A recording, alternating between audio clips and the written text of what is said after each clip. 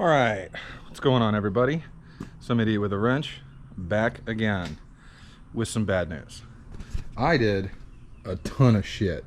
Looks like a bomb went off in here. The problem is I filmed it all and pulled the SD card and went to go do all the McMagical editing things to make a video like you're supposed to do.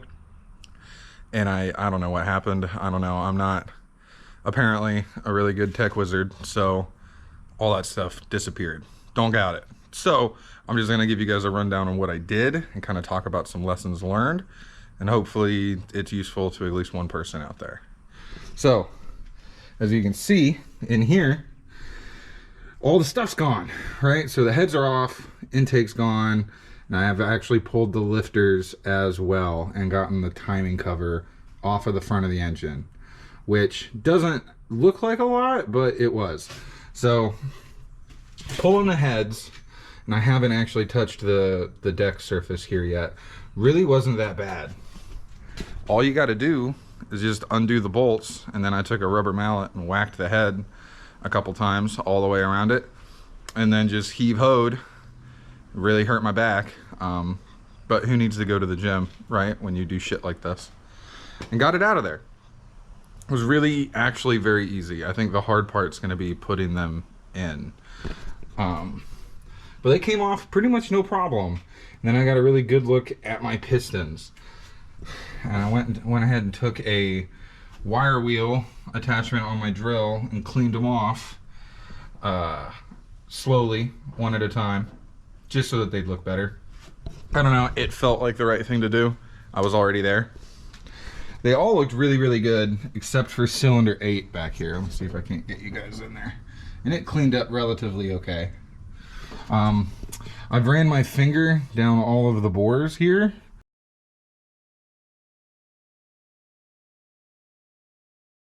And I had them all covered, and I only cleaned the ones that were up at the top. I rotated the engine all the way around because I really didn't want any of that carbon dust or crap getting on, you know, scoring the cylinder walls. That felt like it'd be really bad. And I had the lifter valley covered as well, with just a giant pile of rags like you do. But number 8 was really, really bad. The spark plug was like really bad. Let me see. Which one is it? This one right here? If you guys can see that. Let me do a little focus. It is really bad. Absolutely carboned up gunk. I think that means it was burning oil. Now, I talked with a professional mechanic I know, old lady's dad. He's a retired master mechanic. He came over. We didn't have any oil streaking marks or anything on the cylinder wall. The cylinder walls were actually really, really clean, which told him that this was probably a hanging valve or something like that. Wasn't like the rings, which is awesome. I did compression test this motor before I took it apart, and you want, like, I think small blocks from the factory had 165 psi all the way around, and this block is sitting at 160, 155 to 160 on every cylinder, including cylinder 8. Cylinder 8 is at like 162. So it's not the rings. I'm pretty sure that it was actually a valve in the heads. So I'm not hot rodding, I'm repairing. That's what we're gonna go with. But that's where that sits. The heads are over here, and you can see the differences between these Vortecs and these old 882 models, right? If you look, you can see that our valves are significantly larger than the stock guys over here, not to mention that the whole combustion chamber is kind of different. We've got almost like a heart-shaped thing happening here, as opposed to our perfectly round setup here, and not to mention, I don't know if you can see it, well, I mean, it's very visible, but you can feel it too, that this kind of slopes upward. This isn't perfectly flat. Over here on the Vortec dudes, it is, which tells me that that's going to be a really nice bump in compression. Perfect. It's exactly what we want. Cool. So today I'm putting the new cam in, as well as the new lifters. When I pulled the old lifters, don't let other like YouTube mechanics fool you. They can fight you coming out. The ones in here definitely did not want to come out. I had to use a set of vice grips and a lot of the twist and tug like routine. I felt like a cheap Asian massage parlor trying to get these motherfuckers out, right? Grab, twist, yank. They did not want to come out, but they did. And I know they're good because they've got like 100,000 miles on them. So,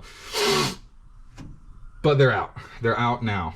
And it's ready, time to do the cam. Now, I don't know if soaking lifters in a big thing of oil does anything.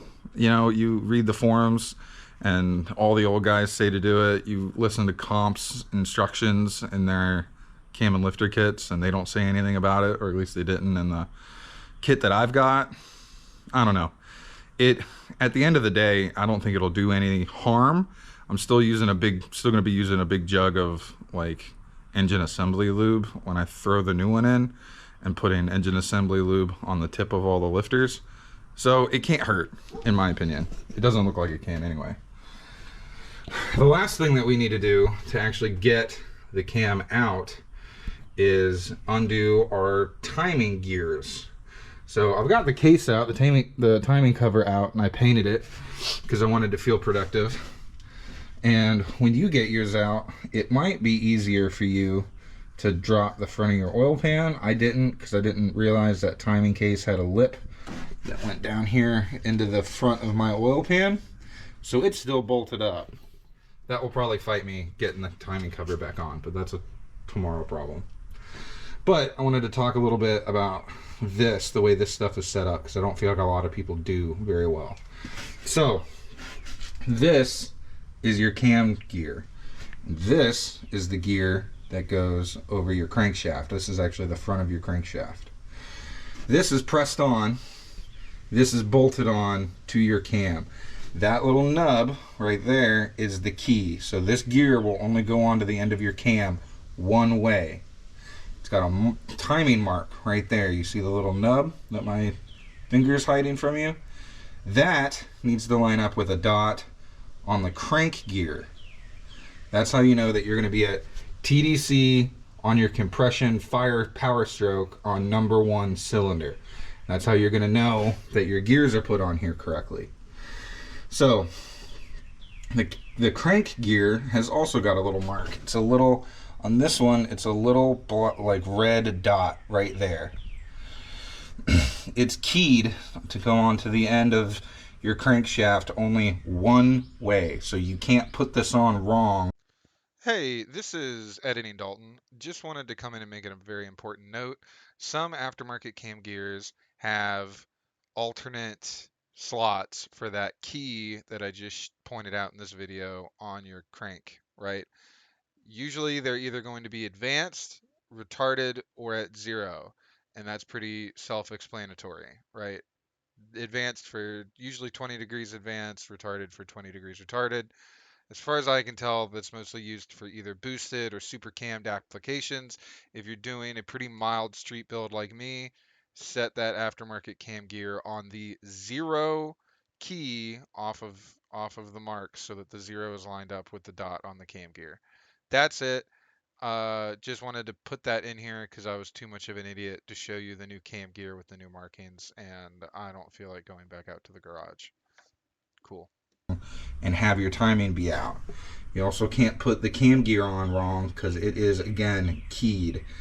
What you want to be at TDC, to be at 0 degrees, right, for your timing later when you get your engine put back together, is the dot on the crank gear pointed at the dot on the cam gear. So it looks pretty idiot proof. You can only do it one way. But yeah, that's it. Alright, so some updates now that I'm all good and dirty. Definitely didn't forget to film most of what I did today. So, still an explosion. We're going to ignore that. Over here, I got the cam in. So, it was a process. First and foremost, something that a lot of videos don't tell you is if you're rocking a mechanical fuel pump, This thing rides on a cam lobe. Your cam actually drives the diaphragm up and down that sucks all the dead dyno juice up into the, you know, boombox thing on the top of your engine. So I was fighting that for, well, longer than I want to admit.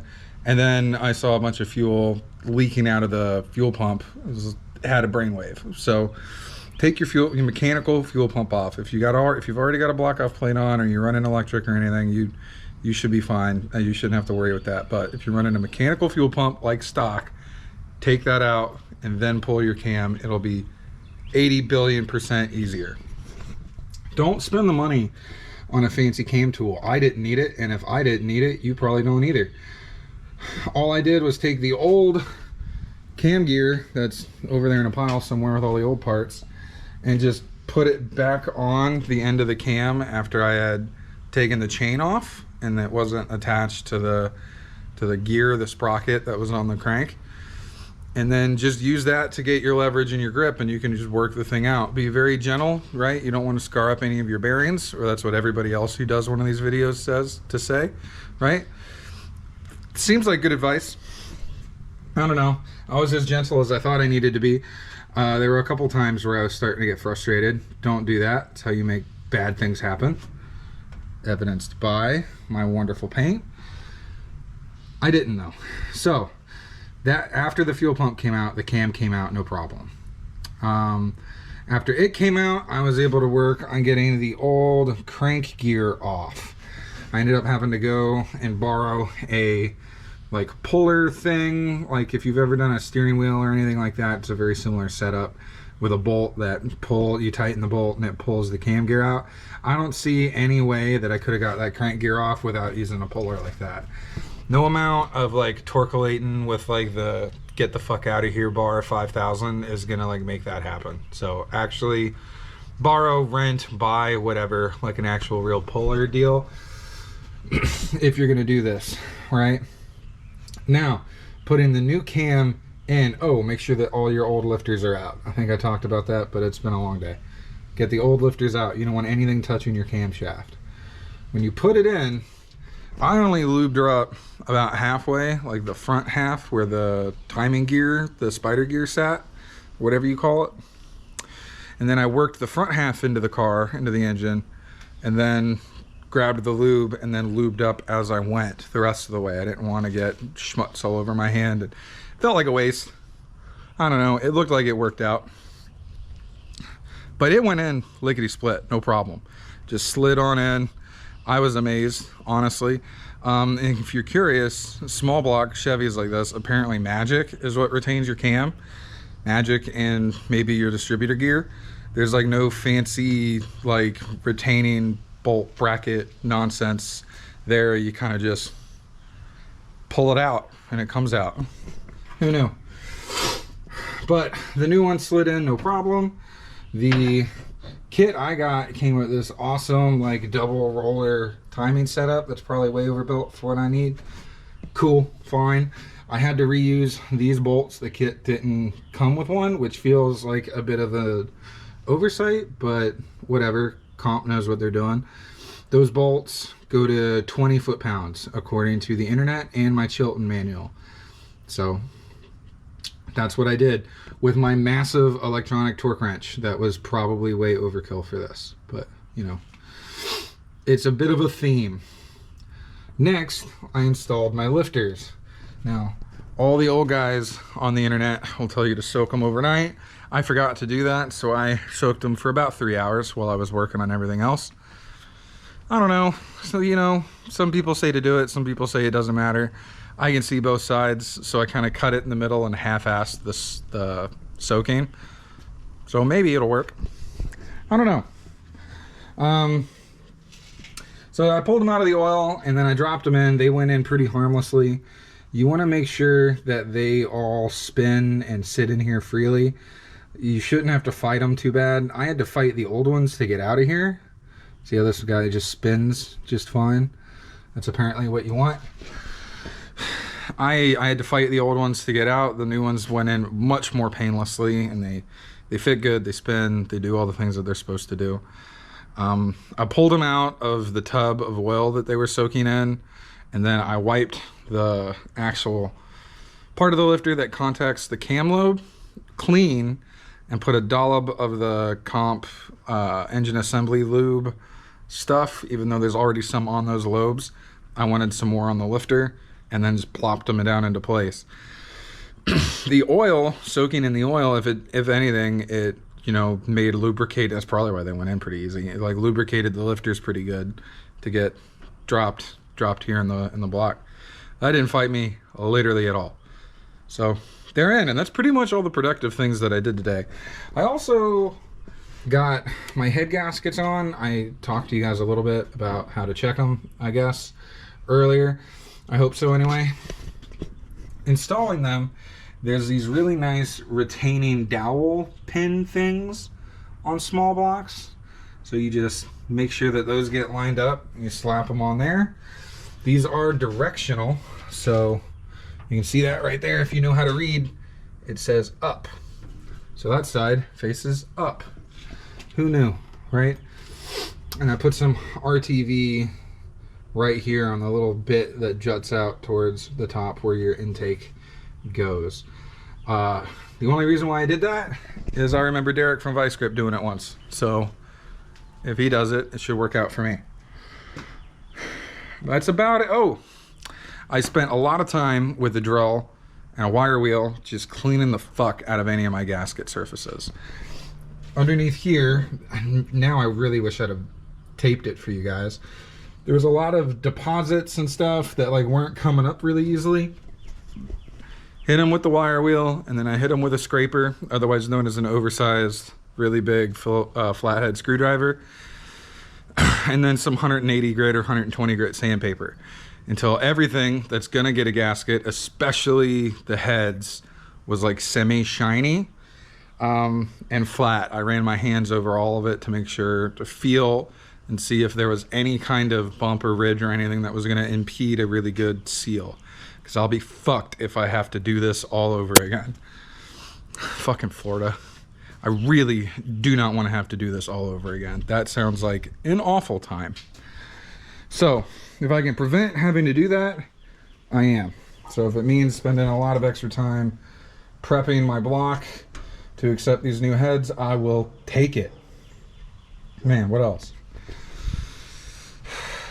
I think that's about it.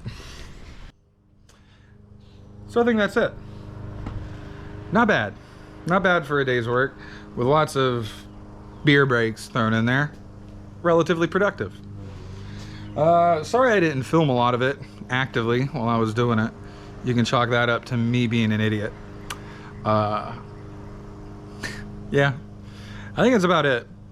Make sure you like, comment, and subscribe. I honestly appreciate it. Means the absolute world to me. I'm glad that somebody out here is enjoying at least a little bit of what I'm putting out. So make sure you have a wonderful day, and I'll see you next time.